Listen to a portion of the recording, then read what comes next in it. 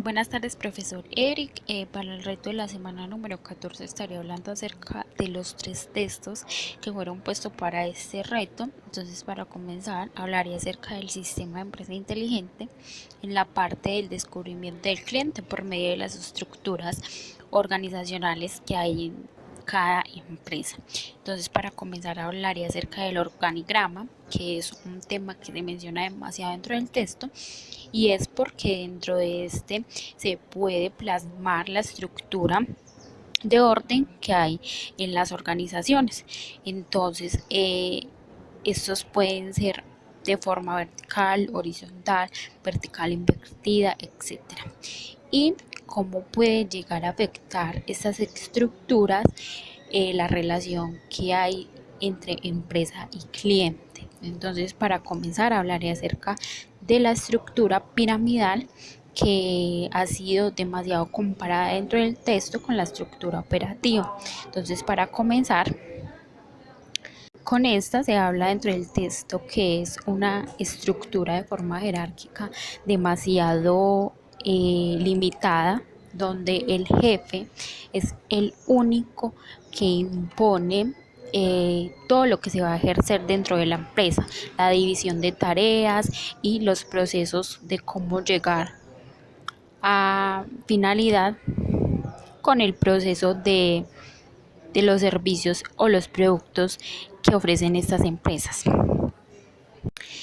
no permitiéndole a los trabajadores como poder llegar a exponer sus puntos de vista o ideales acerca del orden o los procesos que se están haciendo dentro de esta.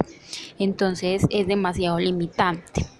Y también se habla acerca de que la finalidad de esta estructura se ha ido perdiendo con el tiempo, porque se menciona que ya los trabajadores no laboran con el fin de suplir las necesidades del cliente, sino que buscan cómo llegar a cubrir todo lo que impone su directivo, y esto se hace que se pierda como la verdadera intención.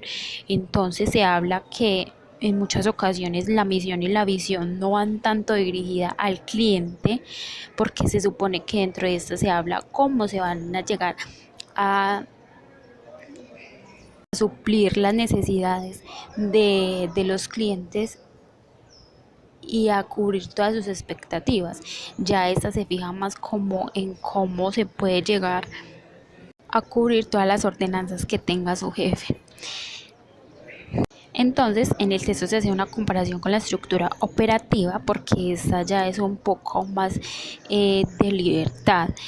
Se resalta demasiado el flujo de valor hacia el cliente, la importancia que tiene este dentro de la empresa, y se ve enfocado en proceso cliente y la tarea que deben de cumplir para poder llegar a cubrir todas las necesidades de este.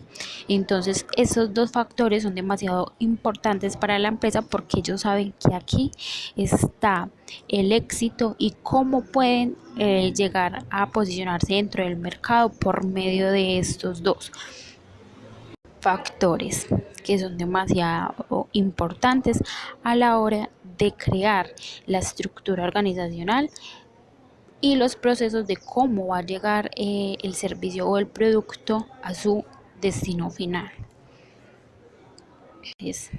Este proceso se crea por medio de una línea de valor, que en el texto hablaba mucho acerca de los campeones, los atlas, etcétera, y yo los voy a mencionar como el equipo de atención, el equipo de procesos y los equipos de apoyo.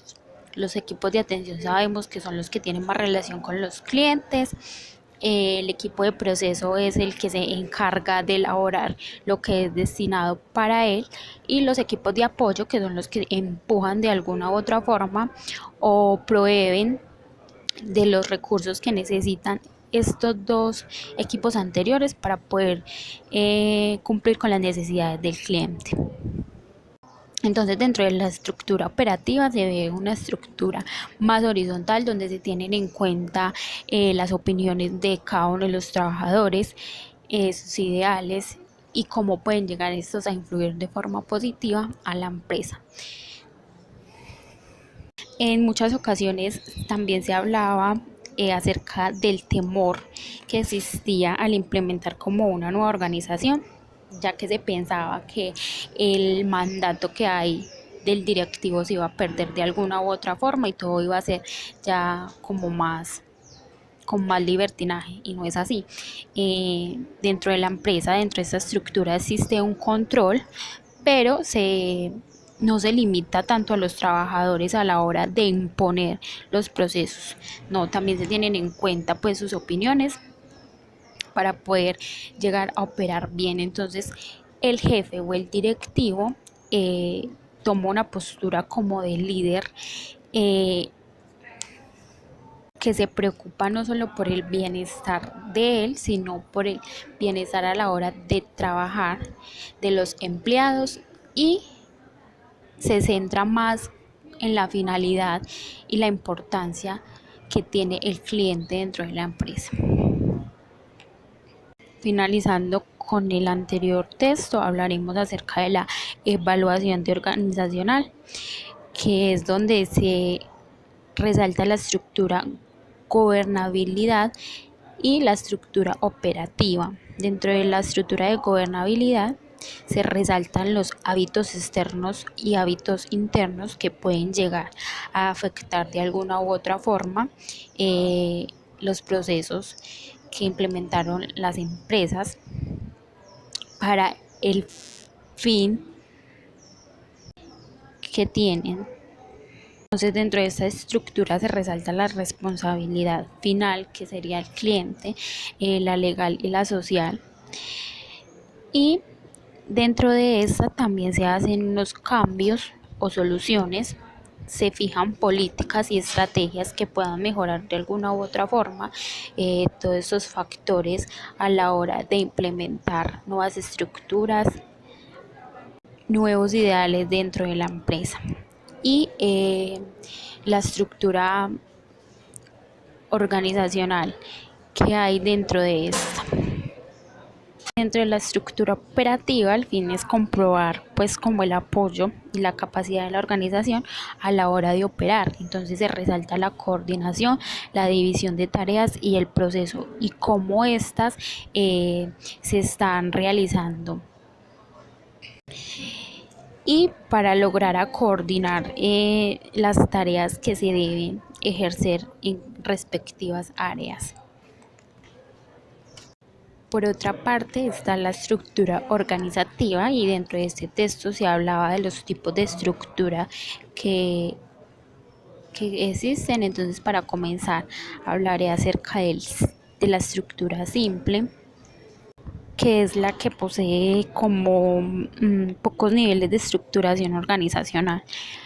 Seguida de esa está la divisionalizada, que es donde se centran más en cada uno de los roles que cumplen los trabajadores y los diferentes clientes que pueden llegar a la empresa, y se asumen responsabilidades propias de todos los trabajadores. Esta es como un poco más de libertad, y los trabajadores sí están sujetos a las decisiones de las cadenas de mando, pero tienen como la oportunidad de integrarse y tener mayor oportunidad de implementar sus ideales. Por otra parte está la adhocracia, que es una de las estructuras que requiere más altos niveles de innovación y capacitaciones de adaptación. Requiere de una estructura horizontal para el entendimiento y el buen funcionamiento en el ámbito laboral. Y para finalizar está la burocrática, que se caracteriza por tener una estructura con procesos más centralizados, como más compleja. Allí prima el reconocimiento y la división de responsabilidades de cada uno y la importancia que tiene la buena labor de estos.